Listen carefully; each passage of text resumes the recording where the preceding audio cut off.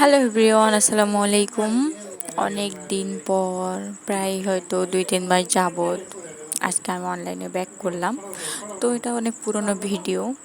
আসলে কিছু সমস্যার কারণে আমি ভিডিও দিতে পারিনি। তো কারা কারা আমাকে ভালোবাসেন আর আমাকে আমার ভিডিওর অপেক্ষায় ছিলেন, অবশ্যই কমেন্টে জানাবেন। আজকে আমি বানাবো কি জানেন, গ্রাম্য স্যান্ডউইচ। তো দেখতে থাকুন, ভিডিওটাতে অনেক মজা আছে। তো আমি একটু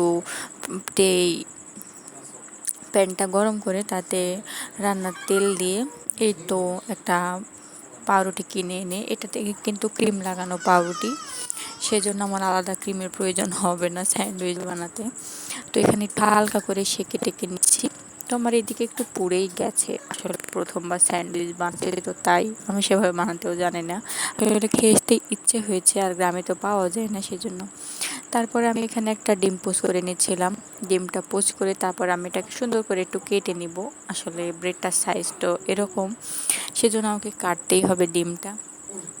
তারপরে আমি তো কিছু কলা কুচি করে নিয়েছি, আমার মানে ঘরে যে সব জিনিসগুলো ছিল সেগুলো দিয়ে বানাচ্ছি। এই তো এবার ডিমটাকে সুন্দর করে কেটে স্লাইস করে তারপরে এর ভেতর ঢুকিয়ে দেব।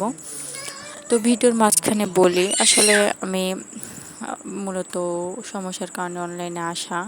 আসলে আমি নতুন ইউটিউবার, তো প্লিজ আমার ভিডিওটা কন্টিনিউ দেখতে থাকবেন। আর আমার চ্যানেলটাকে অবশ্যই সাবস্ক্রাইব করে পাশে থাকবেন। তো এই তো আমি ডিমগুলো এখন সুন্দর করে সাজিয়ে নিচ্ছিলাম, আর এখানে অনেক গরম ছিল। তো আজ থেকে ইনশাল্লাহ চেষ্টা করবো রেগুলার ভিডিও দেওয়ার। সবাই আশা করি সাপোর্ট করে পাশে থাকবেন আমার। তো এই তো সুন্দর করে দিই, তারপরে আমি এর উপর দিয়ে সুন্দর করে কলাগুলো এই তো সাজিয়ে নিচ্ছি। আর সত্যি বলতে এটা কিন্তু খেতে মাশাআল্লাহ অনেক সুন্দর হয়েছিল। আমার থেকে বেশি মানে এতটুকু তো জিনিস আমার ভাস্তি, আমার মেয়ে, এরাই বেশি খাইছে, এরা খেয়ে অনেক মজা পাইছে। তো তাদের খুশিতে আমার খুশি। আর এইদিকে দেখুন তারা খাচ্ছে আর মজা করে বেড়াচ্ছে, আমার মেয়ে পাউরুটি খাচ্ছিল। আজকের ভিডিওটা পর্যন্তই। আল্লাহ হাফেজ সবাইকে, আসসালামু আলাইকুম।